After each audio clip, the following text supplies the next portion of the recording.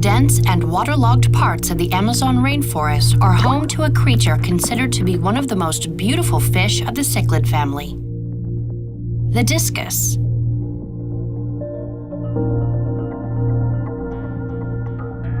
The body of the fish resembles a lively and brightly colored disc.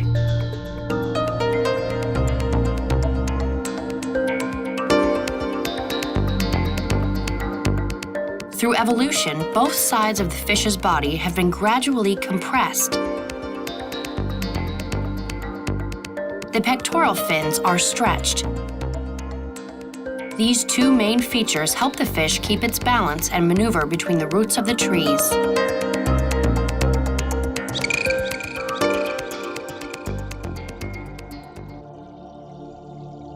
The discus is a social fish, living in large schools with a strict social hierarchy.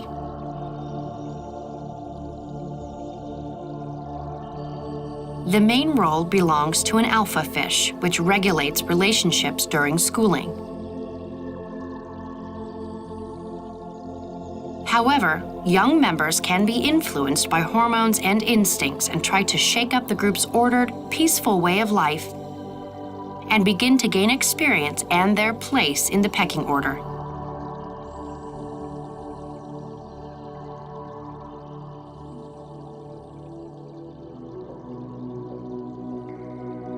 The most important moment for the fish concerns dividing territory among one another.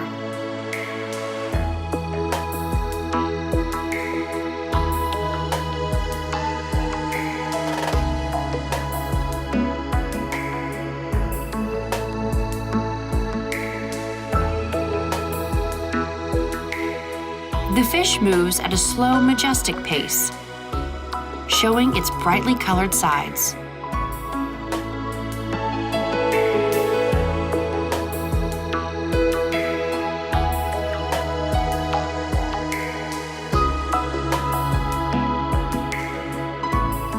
After 1 year, the fish's maturing period is ready to start.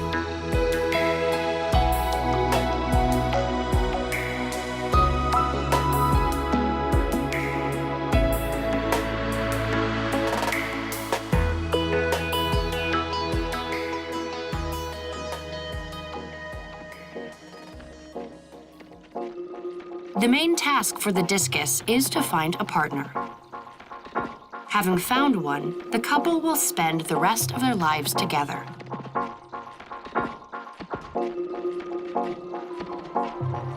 The courting ritual is unique. Both fish bow to each other and shake their heads, which means that they've agreed to become a couple.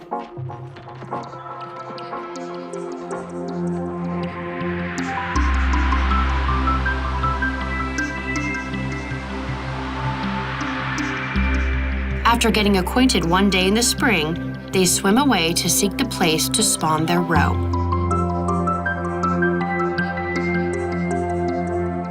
Having chosen the place, they remove parasites in order to protect the spawn.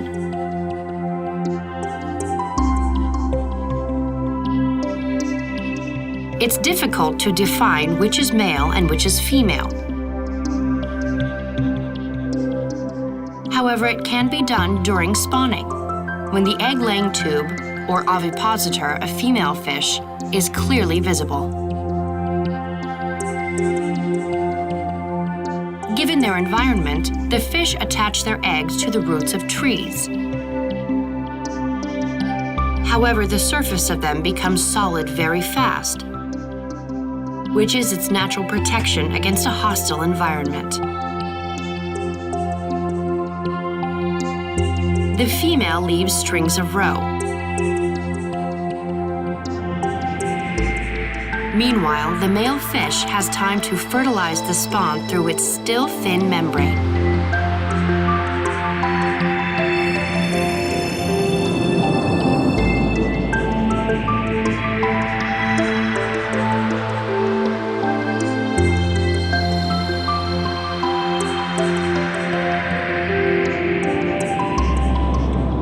Unfertilized eggs die fast.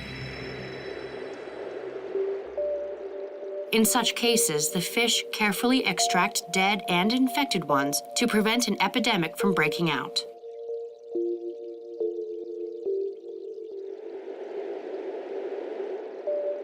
The eggs are relatively big, measuring about 1.3 millimeters. Only on the third day, the small larvae emerge from the roe.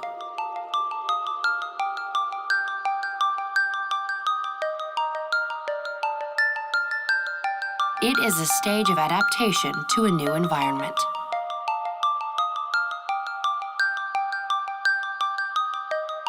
The parents have to continuously fan their spawn with their fins, thereby creating a special atmosphere over it.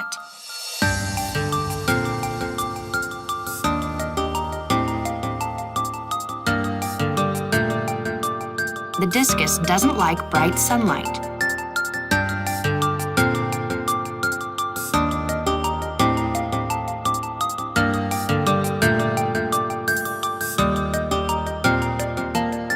The fallen larvae are placed back promptly by their parents, who are standing guard for a few days more.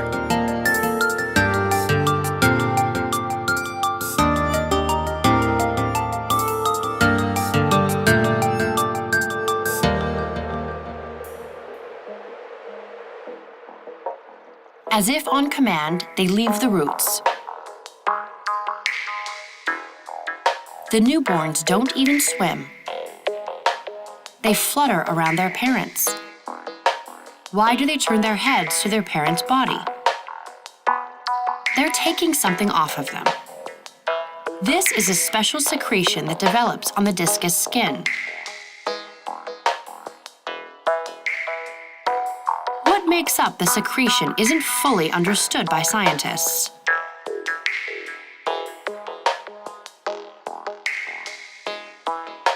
When one of the discus tires of carrying such a bunch of tiny ones on its back, it shakes itself violently, throwing off the babies. They then rush to the other parent in order to fill their tummies with the mysterious food.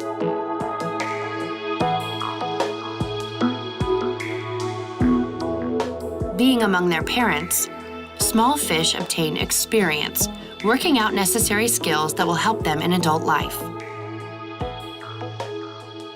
However, it is hard to breed baby fish without their parents. Unfortunately, an incubated fish neither procreates nor produces the special skin secretion. Aquarium owners say that breeding the discus in an artificial environment requires the highest level of skill. Unfortunately, sometimes the spawning of such a marvelous creature is less successful.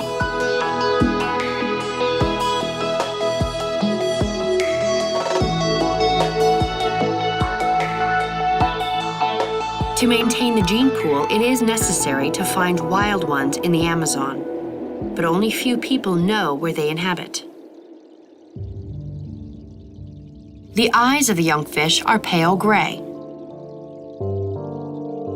but the eyes of the adults are absolutely black.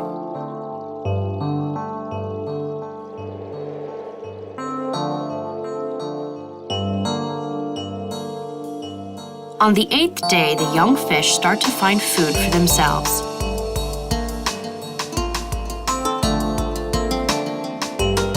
The shape of the young fish is largely similar to that of other species. It's very interesting that a small discus, while gradually developing, passes through all changes of the body shape during one's life, like billions of its predecessors did during evolution.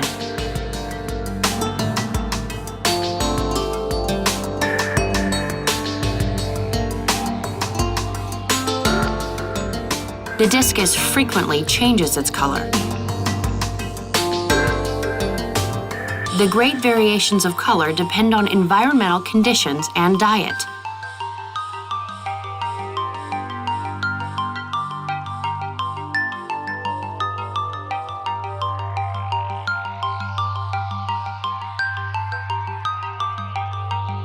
Exactly where they spawn naturally depends on the living conditions.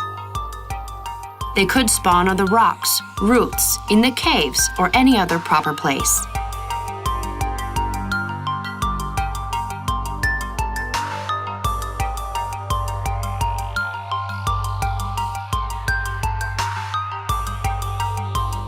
Almost all cichlids care for their offspring.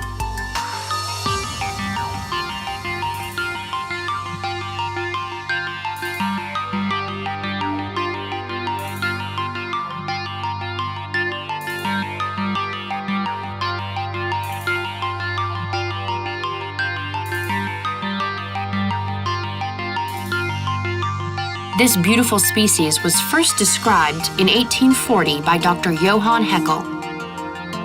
However, Europeans became acquainted with them only in 1921 and began to breed them in 1933.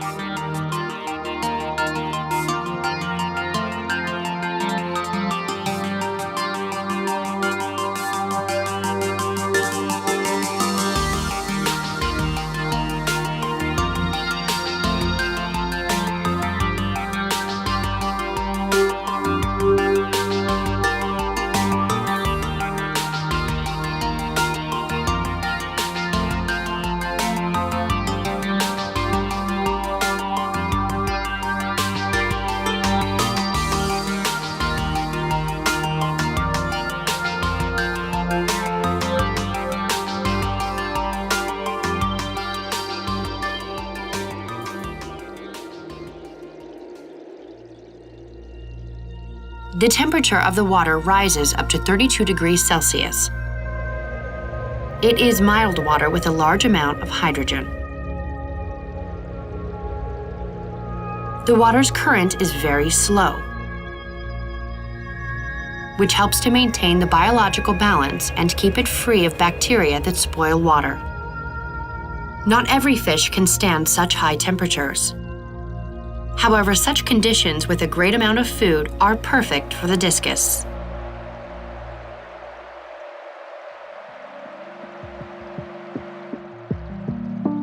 The discus fish is a valuable creature, and it is a dream for many people to breed such marvelous fish in their own aquariums.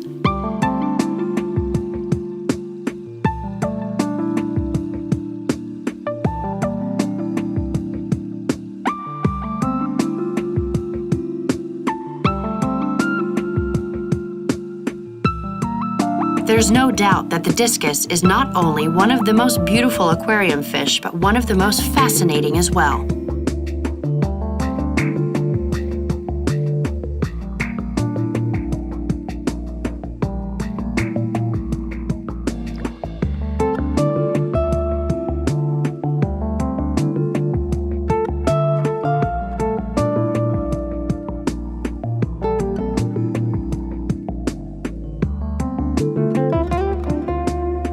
Having plunged into the underwater world at home, we just took the small part of the journey to the most exciting, unbelievable, mysterious world, the world of flora and fauna.